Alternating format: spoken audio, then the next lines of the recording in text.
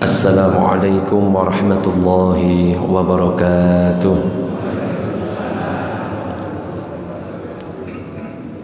Bismillah walhamdulillah wassalatu wassalamu ala rasulillah Sayyidina Muhammad ibn Abdillah wa ala alihi wa sahbihi wa man walah. La hawla wa la quwata illa billah. Ma ba'du.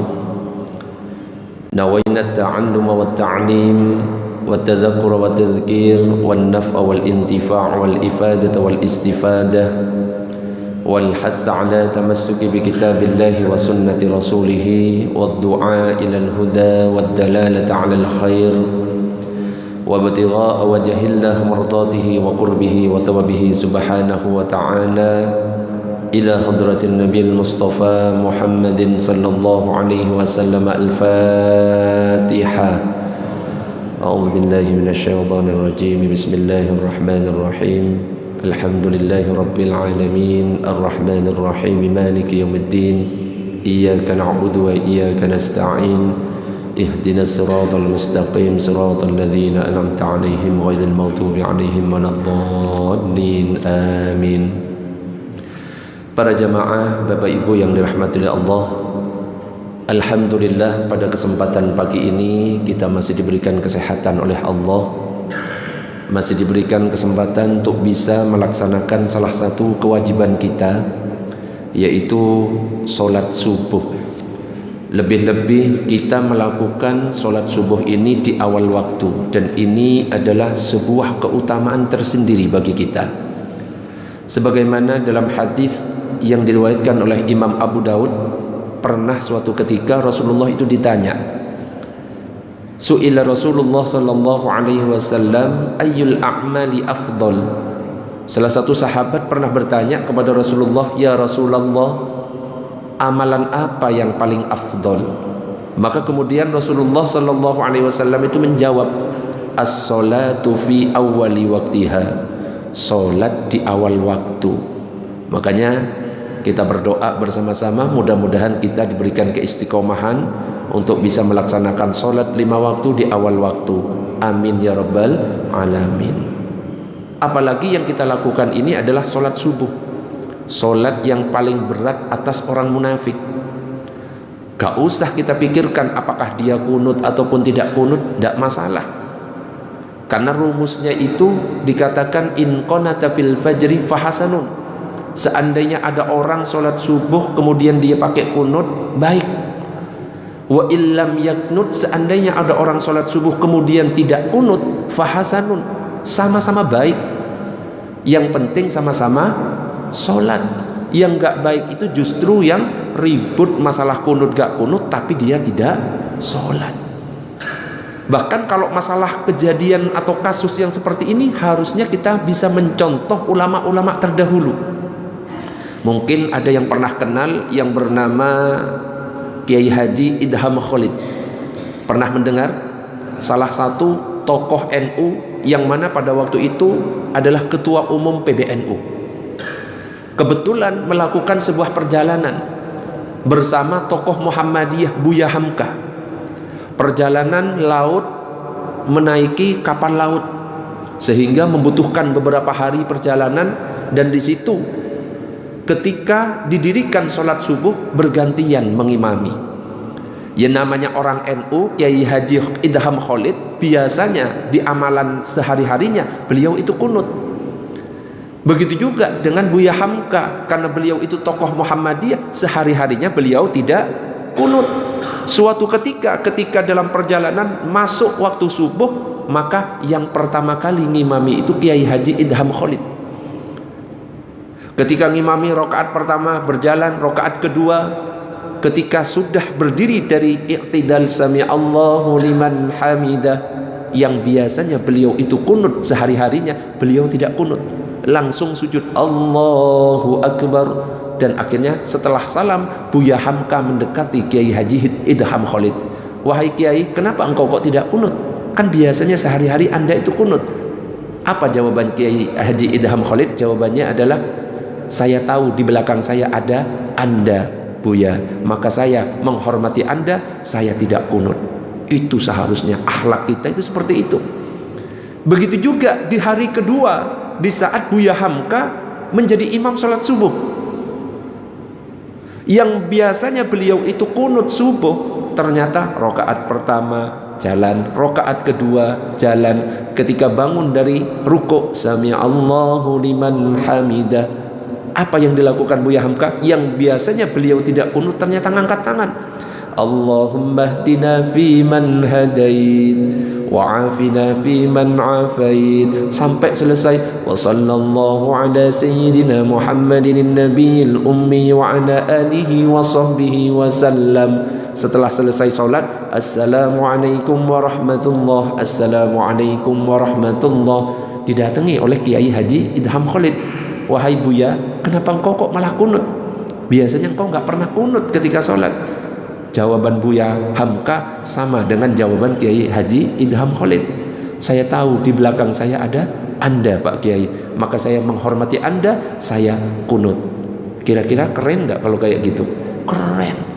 Nggak saling menyalahkan, cuma hanya kunut dan nggak kunut sudah saling membid'ahkan, sudah saling menyesatkan, sudah saling neraka-nerakakan. Padahal ini cuma masalah sunnah.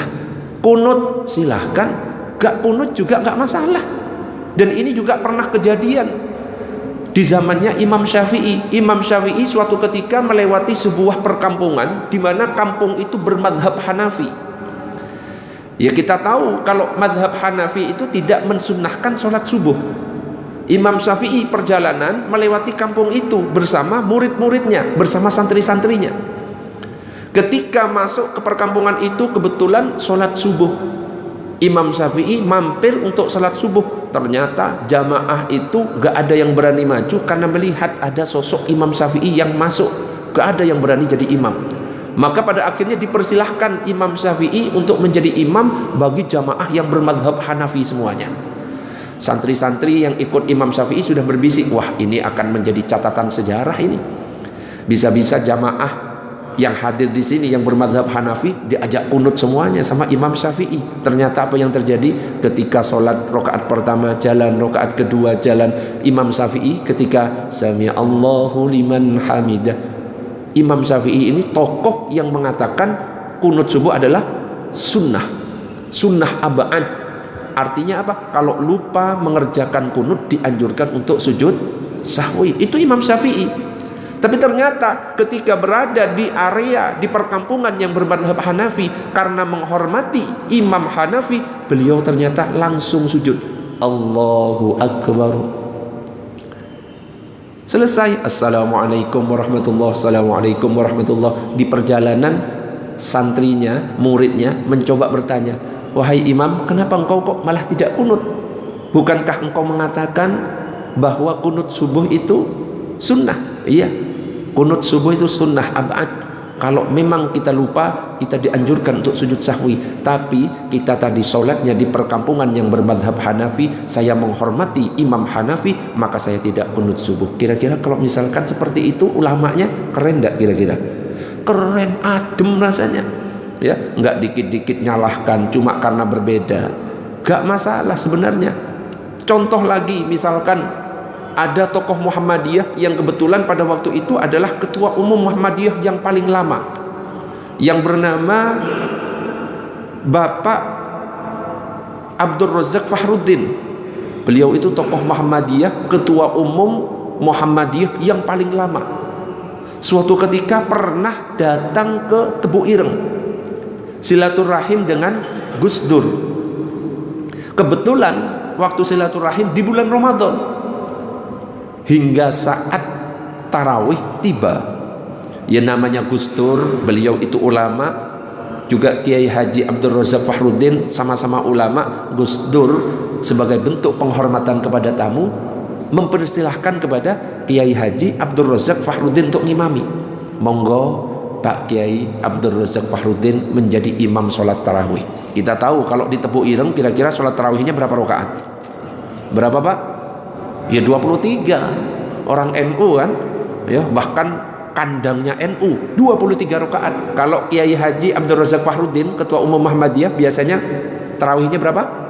11. Namanya tokoh Muhammadiyah 11. Lo namanya orang alim, orang yang bijak ketika maju menjadi imam, bertanya kepada jamaahnya, para jamaah mau sholat 23 rakaat versi NU apa 11 rakaat versi Muhammadiyah? Ditanyakan kepada jamaahnya. Jamaah semuanya ratusan ribuan yang hadir di Tebu Ireng sepakat kompak menjawab 23 rakaat. Wah, ya, sebagai bentuk kebanggaannya 23 rakaat. Akhirnya siap katanya Kiai Haji Abdul Razak Fakhruddin ngimami mulai. Tapi cara ngimami Kiai Haji Abdul Razak Fakhruddin ini seperti ketika ngimami saat ngimami di Muhammadiyah, pelan-pelan. Nah, kalau kita NU cepat gitu. Bismillahirrahmanirrahim. Alhamdulillahi rabbil alamin arrahmanir rahim maliki yaumiddin iyyaka na'budu wa iyyaka nasta'in ihdinas siratal mustaqim siratal ladzina an'amta 'alaihim ghairil maghdubi 'alaihim waladdallin. Amin. Itu kita. Lah, ini ngimami 23 rakaat ala Muhammadiyah lambat. Bismillahirrahmanirrahim. Alhamdulillahi rabbil alamin. Sudah bunyi kegelisahan jamaah di belakang itu sudah terasa. Kenapa? Baru dapat 8 rakaat itu sudah lamanya seperti sholat 23 rakaatnya NU plus tadarusnya selesai. Itu baru 8 rakaat. Ghairil maghdubi 'alaihim waladdallin. Amin. Kalau kita at-takasur, betul. At-takasur, al-asr. Ini enggak baca at-takasur. Al-Baqarah ayat 1 sampai 20. Ya. Rakaat kedua 21 sampai 40. Ya, hingga perkiraannya 8 rakaat yang dikerjakan baru 8 rakaat. Itu ukurannya sama kayak orang NU sholat 23 rakaat plus tadarus sudah selesai. Akhirnya setelah selesai nyampe ke rakaat ke-8, Assalamualaikum warahmatullah. Assalamualaikum warahmatullah. Wis rame di belakang, gelisah orangnya. Waduh. Karena Kiai Abdul Razak Fakhruddin mendengar, noleh ke belakang.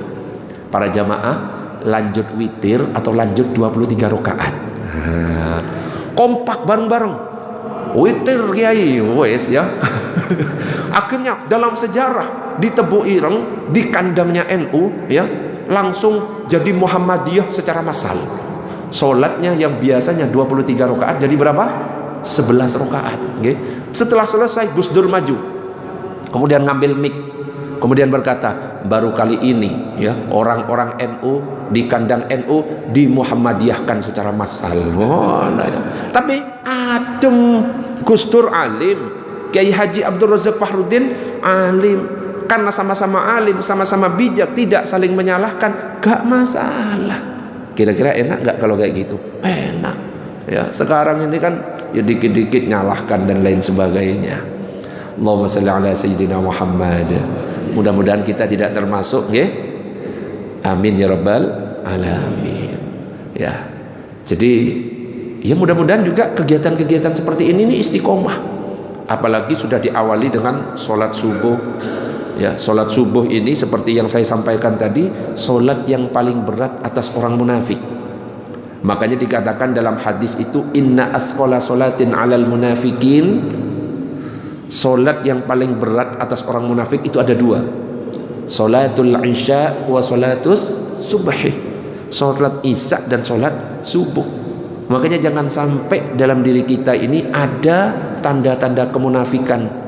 Cara ciri orang yang di dalam hatinya itu ada kemunafikan, biasanya dia itu males sholat isya dan sholat subuh. Kita jaga baik-baik. Bahkan kalau kita lihat di dalam Al-Quran, sholat subuh ini adalah sholat yang disaksikan oleh para malaikat. Inna Qur'anal fajri kana mashhuda. Sesungguhnya sholat subuh itu disaksikan oleh para malaikat. Allah itu menciptakan ada malaikat siang, ada malaikat malam. Malaikat siang ini mengawasi kita mulai dari subuh sampai asar. Sedangkan malaikat malam mengawasi kita mulai dari asar sampai subuh. Dan bergantian ini seperti ini terus berputar. Dan 2 malaikat ini akan bertemu di waktu subuh dan asar. Makanya kalau pengen sholat kita itu disaksikan malaikat, dijaga. Sholat subuh ya dijaga, sholat asar itu dijaga. Makanya dalam sebuah hadis itu dikatakan man shallal bardain dakhalal jannah. Siapa yang sholat subuh dan asar, insya Allah dia masuk surga. Mudah-mudahan kita semuanya termasuk di dalamnya. Amin ya rabbal alamin. Monggo biar gak ngantuk. Ini kayaknya saya lihat kok ngantuk kabeh nggih. Kita sholawat dulu nggih. Sholawat dulu nggih biar gak ngantuk. Maulaya sholli wa sallim da. Semuanya iman abada ala habibika khairil khalqi kullihim huwal habibul ladzi turja syafa'atuhu likulli hawlim minal ahwa limuqtahimi ya rabbi bil mustafa balligh maqasidana waghfir lana ma madaya wa si'al karami. Allahumma salli ala sayyidina Muhammad. Nah kalau ngajinya kayak gini adem, ono kajiannya, ono solawatnya, adem.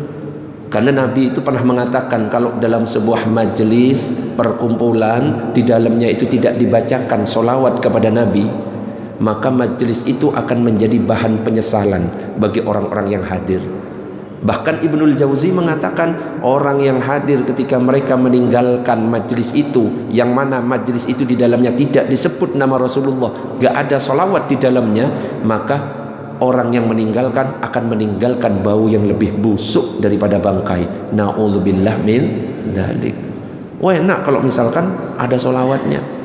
Karena solawat ini bisa berubah-ubah. Bisa kita gunakan untuk sarana dakwah. Untuk berdoa bisa lewat solawat. Mungkin ada yang pernah ikut solawatan, kan ada doa versi solawat.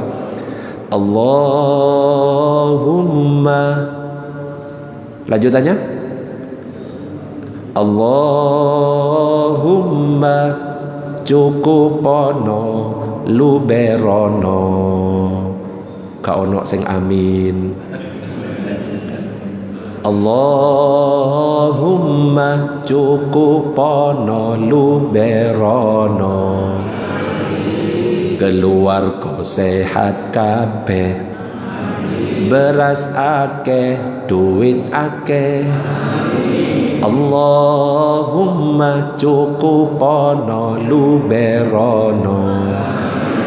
Keluarga sehat kabeh, beras akeh, duit akeh. Kanggo ngaji lunga kaji, barokahe Kanjeng Nabi. Mugi sing jomblo dan rabi. Iki jomblo kabeh ta? Ono sing aminnya malu-malu. Nggih. Ini khusus yang jomblo, ganti aja nggih untuk anak-anak kita. Sing sekolah tambah pinter, besok gede dadi dokter. Sama-sama. Allahumma salli wa sallim ala sayyidina Muhammadin adada ma fi ilmillahi salatan daimatan bidawami mulkillahi salatan daimatan bidawami mulkillahi. Wah enak versi doa iso, okay? Versi ngawur juga bisa. Kayak di TikTok itu ada yang viral, okay? Coba dijawab, okay? Ada kayak gini. Bapak NU, Ibu yang kompak, okay? Muslimat. Coba di TikTok ini lagi viral. Bapak NU, Ibu kakak Ansor, adik Fatayat, tahlilane saben malam, mulih tahlilan podo gawa rahmat. Kok berkat sih? Berarti sama, wis. Sama kayak di TikTok. Ternyata tahlilan cuma nyari berkat, tahlilan nyari rahmat. Masyaallah, sama ternyata. Tak kira beda. Waduh, angel kalau kayak gitu itu. Lah iya, yang dicari itu rahmat, zikir, tahlilan, solawatan, rahmat yang dicari. La yaq'udu qaumun, tidak duduk satu kaum, yadhkurunallah, mereka zikir kepada Allah, illa haffathumul malaika wa ghasyiyatuhumur rahmah wa nazalat alaihimus sakinah wa dzakarahumullahu fiman indahu. Tidak duduk satu kaum zikir kepada Allah kecuali minimal 4 yang didapatkan. 1, malaikat mengelilingi mereka. 2, rahmat diberikan oleh Allah. 3, ketenangan turun. 4, Allah akan membangga-banggakan di hadapan para malaikat. Jadi apa yang dicari? Rahmat, butuh berkat. Waduh. Dengan rahmat ini kita bisa masuk surga. Jadi kita masuk surga bukan karena amal kita loh ya. Bukan karena tahajud kita banyak, zikir kita banyak, puasanya kita setiap hari. Bukan karena itu, tapi kita masuk surga karena rahmat dari Allah Subhanahu wa taala. Bukan karena amal. Amal belum tentu diterima oleh Allah Subhanahu wa taala. Kenapa? Karena kalau diterimanya amal itu syaratnya berat. Ikhlas. Loh, gak ikhlas dikit hangus amal kita. Sama kayak misalkan saya ceramah, terus yang diharapkan ceramah cuma ngarep apa misalkan? Amplop. Mulai kurang ajar iki jamaah. Kok iso ustaz ngarep amplop iku ya opo iki? Suudzon ya. Loh, tapi memang bener. Kalau ada ustaz, ada kiai ceramah yang diharapkan amplop, haram, dosa besar. Setuju apa enggak? Iya. Tapi kalau ada jamaah ngundang ustaz gak ngasih amplop, jauh lebih besar dosanya. Loh, itu juga bahaya, nggih. Allahumma shalli ala sayyidina Muhammad. Tak doakan mudah-mudahan yang hadir di sini semuanya istiqomah, nggih. Nah, saya tanya dulu, artinya amin itu apa? Amin itu artinya apa? Yang benar amin. Apa yang benar? Amin. Saya tanya. Tapi tadi apa jawabannya? Amin. Itu kebiasaan kita. Ya, ketika didoakan mudah-mudahan sehat, biasanya jawabannya apa? Amin. Itu maknanya beda. Ya, ucapan amin itu ada 4. Yang pertama kalau jawabannya amin, itu artinya jujur. Oh, coba, mudah-mudahan sehat, amin, jujur. Ya pantesan kok nggak diterima oleh Allah. Ada yang jawabannya amin, pendek, itu artinya aman. Ada yang hanya panjang, amin, itu artinya minta perlindungan. Ada yang jawabannya amin, ya Allah kabulkan doa kami. Berarti harusnya jawabannya apa? Amin. Coba, kita coba latihan mengucapkan amin. Jadi kita itu harus istiqomah. Ya, ketika sholat aminnya kompak. Ghairil maghdubi alaihim waladdallin. Amin. Nah, kompak, tapi biasanya kita nggak istiqomah ketika didoa. Mudah-mudahan sehat semuanya. Amin. Beda sudah artinya. Coba latihan, latihan. Ini ilmu ini penting. Biar malaikat gak bingung, iki maksudnya apa gitu loh. Coba kita latihan kok mati. Kita latihan, Saya doakan mudah-mudahan yang hadir di tempat ini mudah-mudahan bisa segera berangkat haji dan umroh. Mudah-mudahan yang punya keluarga, keluarganya menjadi keluarga yang sakinah, mawaddah, warahmah. Khusus bapak-bapak, ibunya diem dulu, Saya doakan mudah-mudahan bapak-bapaknya punya istri yang baik hati. Yang gak cerewet setiap hari, gak suka ngabisin gaji suami. Ojo amin tok nggih. Tak doakan kalau misalkan gak semangat ngajinya, tak doakan istrinya datang bulan setiap hari. Wah, repot iki. Sing semangat, sing istiqomah, biar adil ibu-ibunya, tak latih juga aminnya nggih. Mudah-mudahan ibu-ibu yang hadir di tempat ini punya suami yang baik hati. Bagus kan? Yang setia sampai mati. Ngajak belanja setiap hari. Tapi kalau nggak semangat nih ngajinya, ngantuk, tak doakan suaminya kawin lagi. Kapok kan, ya. Loh enggak, pernah ada yang mengatakan, ya. Jadi kalau kriteria suami itu bisa dilihat dari jumlah istrinya. Bu, ojo marah nggih, ini cuma ngomong aja. Jadi kalau misalkan ada suami punya 4 istri, maka istilahnya Superman. Apa Pak? Superman. Kalau ada suami punya 3 istri, itu namanya Powerman. Apa Pak? Kalau ada suami punya 2 istri, itu namanya Gentleman. Apa Pak? Kalau ada suami punya 1 istri, namanya cemen. Meneng. Saya tanya ibu-ibu pengen punya suami Superman, Powerman, Gentleman apa cemen? Dengarkan nggih. Ibu-ibu pengen suami yang cemen nggih, sing setia nggih. Cukup dijaga baik-baik yang di rumah, insyaallah nanti tuwek-tuwek dewe, matek-matek dewe. Kak, insyaallah yang hadir di tempat ini panjang umur semuanya. Amin. Tetep nggih? Amin. Ojo salah sik pancet ae. Amin. Kembali lagi nggih. Fokus lagi tentang masalah salat subuh. Jadi luar biasa salat subuh itu. Apalagi kalau misalkan kita sebelum salat subuh kita awali dengan salat qobliyah subuh. Loh, punya keutamaan sendiri. Dalam hadis itu dikatakan rakaatal fajri khairum minad dunya wa ma fiha. 2 rakaat sebelum subuh, qobliyah subuh, itu lebih baik daripada dunia seisinya. Apalagi kita melakukannya berjamaah, loh nambah lagi keutamaannya. Kita tahu dalam hadis itu dikatakan salatul jamaati afdalu min salatil faddi bi 27 darajah.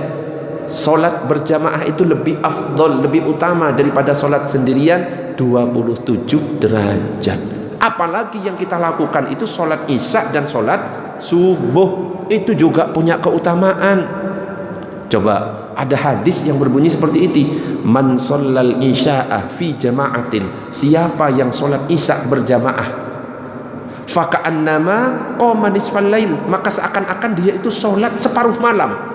Wa man shalla subha fi jama'atin, siapa yang sholat subuh berjamaah, faka'annama shallal lail kullahu, seakan-akan dia itu sholat semalam suntuk. Coba ada enggak yang di sini yang mampu sholat semalam suntuk? Ada? Enggak ada. Wong sholat tarawih aja kadang-kadang ngelihat imamnya, waduh iki lambat nyari musola, itu pun saya ngambil yang cepet, ngambil 8 rakaat. Betul apa enggak? Ini kejadian saya pernah ngimami di Wage, tidak saya sebutkan perumahan lengkapnya.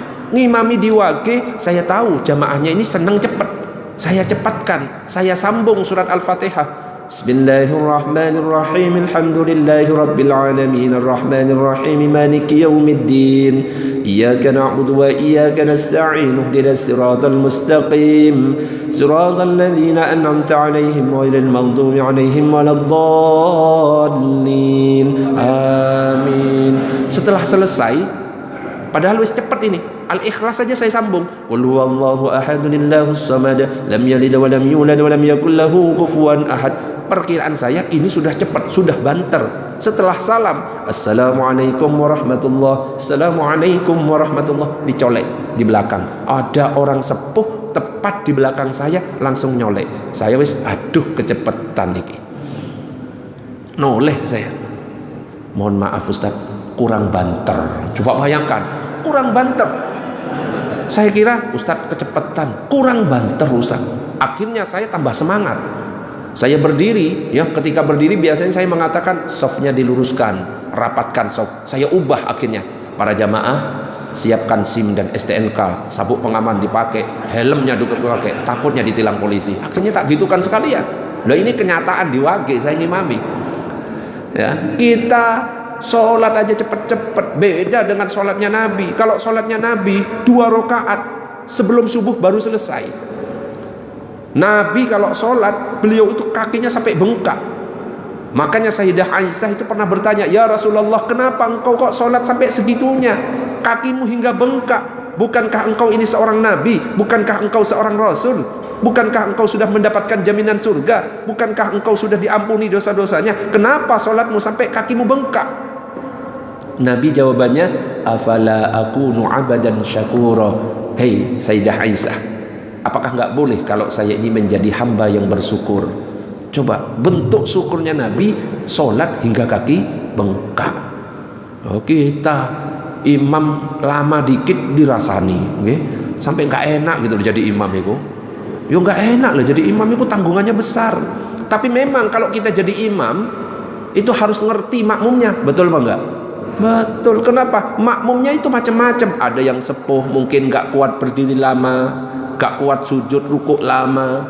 Ada yang pemuda, ya mungkin yang masih muda yang lagi kuliah pengen segera menyelesaikan tugas kuliahnya. Ada yang masih SD, SMP, SMA, ada PR mau harus segera dikerjakan. Ada anak kecil yang pengen segera main. Loh, jadi imam itu harus ngerti jamaahnya. Ojo cepet-cepet, ojo lama-lama, sing standar. Kelamaan yang dibaca, rakaat pertama surat Al-Baqarah, rakaat kedua surat An-Nisa. Insya Allah ketika salam, assalamualaikum warahmatullahi wabarakatuh, nggak ada wong, nggak ada orang itu, ya. Mas gak usah soalim. Kalau jadi imam, sesuaikan dengan kemampuan jamaahnya. Allahumma shalli ala sayyidina Muhammad. Kita doakan mudah-mudahan yang hadir di tempat ini rizkinya lancar semuanya. Okay. Pak, ini rumus, okay? Ibu-ibu nanti ingatkan bapak-bapak yang di rumah. Rumus supaya rizki lancar itu gampang. Okay? Bapak-bapak nanti kalau pengen berangkat kerja, lihat bagaimana cara istri tidur. Lihatin ketika malam itu tidur, ya opo itu istri, ya. Nah, ini rumus ini, ya. Ojo suudzon dulu, saya kasih tahu. Jadi kalau mau berangkat kerja, lihatin istri saya tidurnya seperti apa. Kalau ternyata istri tidurnya itu menghadap ke timur, cari rizki ke arah yang berlawanan, berarti ke arah barat. Ustadz, istri saya tidurnya ke arah barat, berarti cari berlawanan ke arah timur. Ustadz, masalahnya istri saya itu nggak ngadep ke barat, nggak ngadep ke timur, tapi tengkurap. Iki piye Ustadz? Loh, gak usah bingung, gak usah khawatir, cari ke arah utara, ke arah selatan. Loh Ustadz, istri saya lo beda Ustadz, telentang gini. Loh, kalau telentang Pak, gak usah kemana-mana, rizki ada di depan mata. Allahumma shalli ala sayyidina Muhammad. Iki lah nyampe kemana-mana kan. Jadi saya karena nggak ngerti ini tema kajiannya apa, ya.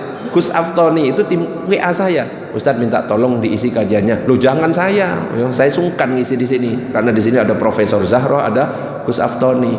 Saya itu kan bagian ya kampung-kampung sebelah sana aja. Sungkan, saya tolak dipaksa.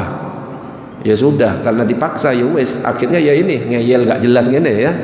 Tapi mohon dimaklumi ya, karena ya memang yang diundang itu agak lain ya.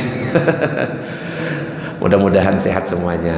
Amin. Amin ya rabbal alamin. Jadi kalau bisa ya sholat di awal waktu, sholatnya berjamaah. Masya Allah, dijaga semuanya yang 5 waktu. Wong pernah ada salah satu sahabat Nabi itu datang kepada Nabi minta keringanan. Ya Rasulullah, saya ini buta, saya nggak ada yang menuntun untuk ke masjid untuk melakukan sholat berjamaah. Dalam riwayat yang lain dikatakan di perjalanan itu banyak binatang-binatang buas. Gimana kalau misalkan saya minta keringanan sholat di rumah? Nabi mengatakan oke, boleh. Ketika orang ini mau pulang, ternyata terdengar suara azan. Allahu Akbar, Allahu Akbar. Dipanggil, hehehe, hal tasma'un nida'a bis shalah. Hei, kamu dengar enggak suara azan? Naam ya Rasulullah, saya dengar. Ya, saya dengar. Fa'ajib, kalau kamu memang dengar, penuhi sholat itu. Orang buta masih diperintahkan untuk sholat berjamaah, apalagi kita yang tidak buta, sehat, kendaraannya siap, nggak ada binatang buas di daerah kita, maka lebih wajib lagi. Ya, meskipun para ulama ketika berbicara tentang sholat berjamaah itu berbeda pendapat. Misalkan mazhab Hanafi mengatakan sholat berjamaah hukumnya sunnah muakkadah. Mazhab Maliki mengatakan hukum sholat berjamaah sunnah muakkadah. Mazhab Syafi'i mengatakan fardu kifayah. Artinya kalau misalkan dalam sebuah perkampungan nggak ada yang sholat berjamaah sama sekali, dosa. Mazhab Hambali lebih kenceng, sholat berjamaah hukumnya wajib bagi laki-laki, ya. Jadi kalau misalkan sholat di rumah, sholatnya sah tapi berdosa karena dia tidak berjamaah. Makanya ibu-ibu jangan sampai mau punya laki-laki solehah, okay? Suami yang solehah jangan. Suami harus soleh. Suami yang soleh itu sholatnya berjamaah di masjid, ya. Nah, kalau masalah perbedaan, wes biasa. Dalam masalah ilmu fikih sudah biasa.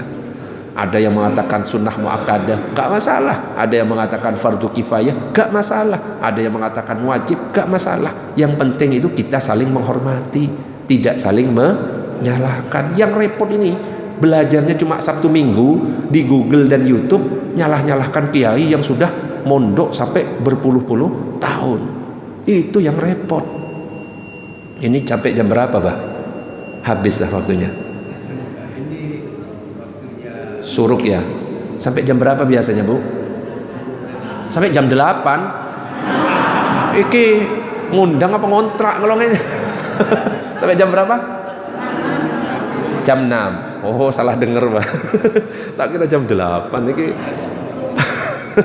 bisa-bisa mulut iki lepas semua gigi-gigi ini. Jadi kalau kita melihat perbedaan, wis nyantai aja, santuy, nggih. Cara takbir misalkan, ya, kalau kita lihat sholat itu kan macam-macam. Ada yang takbirnya lurus dengan telinga, betul apa enggak? Allahu Akbar. Ada yang di dada, ada enggak? Allahu Akbar. Yang mana yang paling benar? Yang mana yang paling benar? Lurus telinga atau di dada? Allahu Akbar. Yang mana? Telinga. Berarti kalau saya di dada salah atau tidak? Tidak, dua-duanya betul, dua-duanya sah. Kalau kita bermadhab Syafi'i, lurus telinga, Allahu Akbar. Kalau bermadhab Hambali, di dada, Allahu Akbar. Bahkan saya pernah suatu ketika mampir di masjid pinggir jalan, ono sing diputar. Pernah lihat enggak? Allah. Pernah enggak? Untungnya cuma diputer, gak pakai dijilat, dicelupin. Itu bahaya kalau kayak gitu, diputar. Allah. Loh, saya bingung, iki mantan pendekar atau ya apa itu jurus-jurusnya saya ke bawah. Nah, kalau gerakan lebih dari 3, gerakannya 3 atau lebih, batal sholatnya. Hati-hati, apalagi masalah sholat. Nabi sudah mengatakan, "Shollu kama ra'aitumuni usolli." Sholatlah kamu sebagaimana kamu melihat aku sholat. Nabi nggak memutar, nggak pakai putar-putaran kayak gitu. Wis standar aja. Allahu Akbar. Sedekap pun lo macam-macam. Ada yang antara pusar dan dada, ada yang pas di atas pusar. Kalau yang di antara pusar dan dada, mazhab Syafi'i. Kalau yang di pusar bawah, mazhab Hanafi. Mazhab Hanafi dan Hambali. Ada lagi yang tidak sedekap, mazhab Maliki. Allahu Akbar. Loh, kalau kita mungkin haji umroh di situ ngumpul semuanya mazhab-mazhab itu, dan kita nggak bisa nyalahkan. Semuanya punya dalil, punya rujukan, saling menghormati, aman. Bahkan ada yang di atas seperti ini. Pernah lihat? Allahu Akbar. Ini teman-teman Salafi, tapi bukan pendapat dari 4 mazhab. Allahu Akbar. Dan itu punya keutamaan sendiri. Ya, yang di sini kalau misalkan wajah gatel, gampang garuknya, okay? Kalau yang sudah sepuh mungkin sarungnya melorot-melorot, ya pakai mazhab Hanafi. Jadi letakkan di pusar, pegangi, enak loh. Ruku, sujud, gak masalah. Bahkan ketika tasyahud, Pernah melihat yang berbeda? Ada yang diem, ada yang gerak-gerak, ada. Ini gerak-gerak bukan cari sinyal, nggih. Tapi memang gayanya seperti itu. Dan ulama 4 mazhab itu beda. Ketika tasyahud memang beda. Seperti misalkan Imam Hanafi, kalau tasyahudnya itu gini. Pertama tidak isyarat. Seperti ini. At-tahiyyatul mubarakatus shalawatut thayyibatu lillah sampai syahadat asyhadu an la, bukan il tapi la. Kalau mazhab Hanafi asyhadu an la ilaha il ditutup, habis itu nggak pakai isyarat. Itu mazhab Hanafi. Ada lagi mazhab Hambali. Kalau mazhab Hambali setiap ada lafaz Allah gerak. At-tahiyyatul mubarakatus shalawatut thayyibatu lillah. Assalamu alayka ayyuhan nabiyyu wa rahmatullahi wa barakatuh. Assalamu alayna wa ala ibadillahi salihin. Setiap ada lafaz Allah gerak. Ada mazhab kita, mazhab Syafi'i. Kalau mazhab Syafi'i sampai ke syahadat asyhadu an la ilaha il, ketika il keluar illallah, pandangan yang awalnya di tempat sujud berubah ke telunjuk. Asyhadu an la ilaha illallah, telunjuk sendiri, bukan telunjuknya orang. Illallah, bukan, telunjuk sendiri. Sampai ke fil alamina innaka hamidum majid, ditutup pandangan tempat sujud. Assalamualaikum warahmatullah. Assalamualaikum warahmatullah. Ada lagi yang gerak-gerak. Imam Malik itu gerak-gerak tapi gerakannya yaminan wa shimalan, kanan kiri. At-tahiyatul mubarak, bukan cari sinyal, nggih. Iki memang gerak kanan kiri. Sampai fil alamina innaka hamidum majid.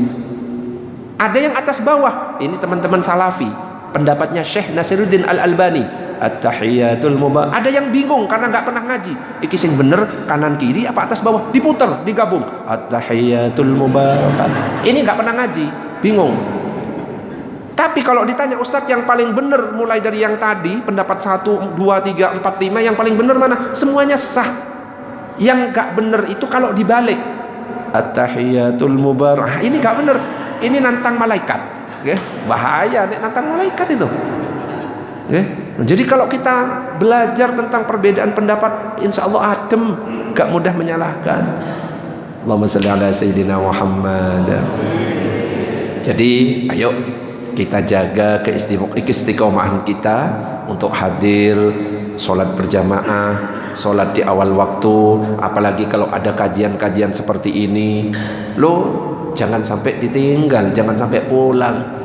Nabi itu mengatakan idza marartum biryadil jannah farta'u, apabila kalian melewati taman-taman surga, merapat, cari manfaat, cari faedah. Sahabat nanya, apa itu taman-taman surga ya Rasulullah? Rasulullah mengatakan majelis ilmu, majelis zikir. Ini berarti kita sedang berada di taman-taman surga. Mudah-mudahan ini menjadi muqaddimah kumpulnya kita di surga. Amin ya rabbal alamin. Man salaka tariqan yaltamisu fihi ilman sahalallahu tariqan ilal jannah. Siapa yang menempuh suatu jalan untuk mencari ilmu, maka akan dimudahkan untuk ke surga. Mudah-mudahan kita termasuk. Amin ya rabbal alamin. Ini enggak ada tanya jawab, Bah? Ada atau enggak? Enggak ada, nggih. Sampai jam 6. Kok lama, Bah? Tak lihat dari tadi kok enggak jalan iku. Kok pancet dari tadi. Tak doakan mudah-mudahan uangnya wakih kabeh. Uangnya banyak, nggih. Saya pernah ikut pengajian, nggih, ikut pengajian tapi di Madura. Di Madura itu kiai siapa ya? Saya lupa. Ngasih amalan, kalau pengen uangnya banyak, amalkan 3 surat katanya. Amalkan 3 surat, dijamin uangnya langsung wakih banyak. Apa 3 surat itu? Surat yang pertama, amalannya begini. Habis sholat subuh, sampai seminggu, baca setelah sholat subuh surat Yasin. Surat apa, Bu? Yasin dibaca. Kemudian setelah baca surat Yasin, angkat tangannya. Permintaannya cuma 1. Ya Allah, berikan saya uang banyak, lakukan 1 minggu. Katanya seperti itu. Kalau ternyata 1 minggu wis diamalkan baca Yasin, sudah berdoa, ya Allah berikan saya uang banyak, kok sih nggak banyak-banyak uangnya? Amalkan surat yang kedua, surat Al-Waqiah. Surat apa, Bu? Al-Waqiah. Baca caranya sama seperti cara yang pertama. Al-Waqiah selama 1 minggu, dilakukan setelah sholat subuh, angkat tangannya, ya Allah berikan aku uang banyak. Lo kok sih pancet, Yasin dibaca uangnya belum banyak, Al-Waqiah sih belum banyak. Yang ketiga, buka surat tanah dijual. Iki wis pasti banyak uangnya. Ya biar ngajinya nggak terlalu tegang, itu nggak enak. Yang penting ada ilmu yang masuk, juga nggak tegang. Insya Allah itu lebih enak kayak gitu, apalagi subuh itu ngantuknya luar biasa. Ya, subuh ini saingannya sholat Jumat. Ya nggak tahu, saya juga bingung. Kalau sholat Jumat itu mesti ngantuk. Makanya ibu-ibu, bapak-bapak kok punya penyakit nggak bisa tidur, hadir sholat Jumat, khotib, assalamualaikum warahmatullahi wabarakatuh, langsung turun. Itu hebatnya sholat Jumat itu. Ya, saya juga nggak tahu kenapa kok bisa kayak gitu. Allahumma shalli ala sayyidina Muhammad. Ya, kita istiqomahkan. Apalagi kalau sudah masuk waktu syuruk, matahari terbit setinggi tombak, di situ ada kesunahan sholat apa? Isyraq. Sholat isyraq itu sholat 2 rakaat yang dilakukan saat terbit matahari. Dikatakan dalam hadis, man shallal fajrah, siapa yang sholat subuh fi jama'atin, dengan berjamaah, summa qa'adah, kemudian dia duduk, yadhkurullah, dia berzikir, hatta tatlu asy-syamsu, sampai matahari terbit, summa shalla raka'ataini, kemudian dia salat 2 rakaat, kanat lahu ka ajri hajjatin wa umratin, tambah, maka dia itu seperti salat seperti pahala haji dan umroh, sempurna. Makanya jangan sampai langsung pulang, setelah selesai kajian ini kita sholat isyraq 2 rakaat, mudah-mudahan kita mendapatkan pahala haji dan umrah. Amin ya rabbal alamin. Mungkin itu sementara. Saya juga bingung yang mau disampaikan apa, karena materinya, temanya nggak dikasih, jadi saya ngomongnya ngalor ngidul, ngawur. Tapi insya Allah mudah-mudahan manfaat. Amin ya rabbal alamin. Demikian yang bisa saya sampaikan. Assalamualaikum warahmatullahi wabarakatuh.